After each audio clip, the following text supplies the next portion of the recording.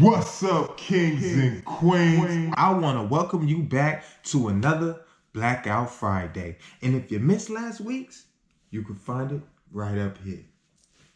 Now, today, I want to introduce one of the most influential, inspirational educators throughout our history. Her name is Mary McLeod Bethune. And if you haven't heard about her, let's learn about her. Mary McLeod Bethune was born July 10, 1875 in Maysville, South Carolina. She was born to former slave parents who, now with their newfound freedom, were no longer willing to work the land for master. They wanted to work the land of their own. When they got that land, Mary witnessed her parents being taken advantage of often. And due to her early schooling, she was able to help the family.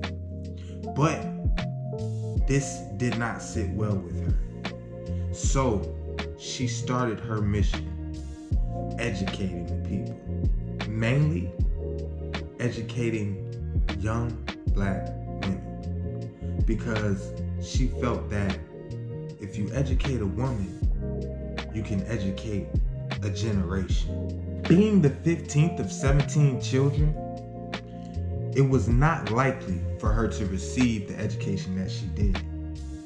But she was able to attend Trinity Mission School, where she then performed well enough to get a scholarship, which led her to Scotia Seminary School from 1888 to 1893. In 1896, she began teaching at Haynes Normal and Industrial Institute in Augusta, Georgia. This was the beginning of her career. But of course, teaching for others was not what she strived to do. So, in 1904, she started her own school. She started that school with 5 students. She put all her money into it. She made the desks herself. She used ink that was made from elderberries. She used burnt wood as pencils. She did everything and anything she could to get her school up and running for these students. 1904, starting the rest of Mary McLeod Bethune's life. She started the educational and industrial training for colored girls.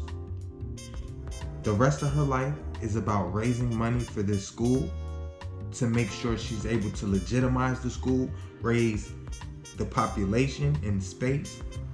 She's also affecting the community around her. While she's going through trying to get her school up and running, things happen. She had a student fall ill in 1911.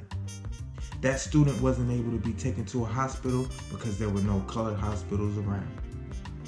So she started fundraising to start the first black hospital in Daytona, Florida. After the hospital was up and running, in 1912, she ran into a friend, Booker T. Washington, and he advised her to seek financial assistance from rich white investors, because that's where the money was at that time. So, being astute as she was, she started to dig into these white folks' pockets. She met the Guggenheim family, the Vanderbilts, the Rockefellers, Andrew Carnegie, the family that owned Coca-Cola at the time. She went in searching for the funds anywhere that she can get it.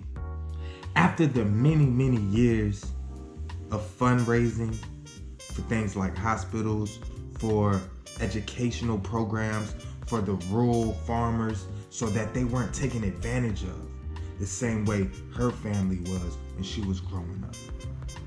After setting up so many programs. Finally, in 1931, she was able to link with the Methodist Church, and they were able to help her all-black girls' school merge with an all-black boys' school. That merger became known as Bethune-Cookman College, which is still standing today, located in Daytona, Florida. As I said, her life's mission was getting this school established so that she can educate the young black girls, the young black boys. But in the meantime, between time, she made sure she participated in organizations such as the National Association of Colored Women, the National Council of Negro Women, and the Southeastern Colored Women's Association.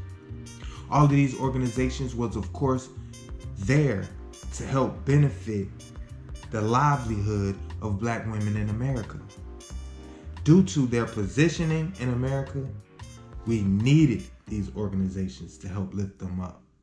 Mary Jane McLeod Bethune understood that the woman is the one who rears the children, brings the children up. So if you have an educated woman in the home, the children are educated, thus educating a whole generation. The last piece of information I feel is a little bit vital, just a tad bit vital. She was an advisor to 4 different presidents in America. Just to show you the stature she was held at. She was praised. She was revered. She was loved by many, and extremely loved by the African American communities, which supported her every endeavor. I just want to say that Mary McLeod Bethune is a prime example of someone who set a goal in their life and did not stop until it was achieved, and found every way and every method to bring it to fruition. She did not stop at the first roadblock. Oh, no. She knocked that one down, and then the next one down, and then the next, and the next, and the next, until there were no more around to stop her. For that type of mindset and that type of inspiration, I have got to salute Mary Bethune for being a part of our Black history. And you know, that's all we got for Blackout Fridays. Please, please, please like, share, subscribe, drop a little comment, tell us how you feel. And if you're looking for more knowledge, you can find it up here. And I'm out.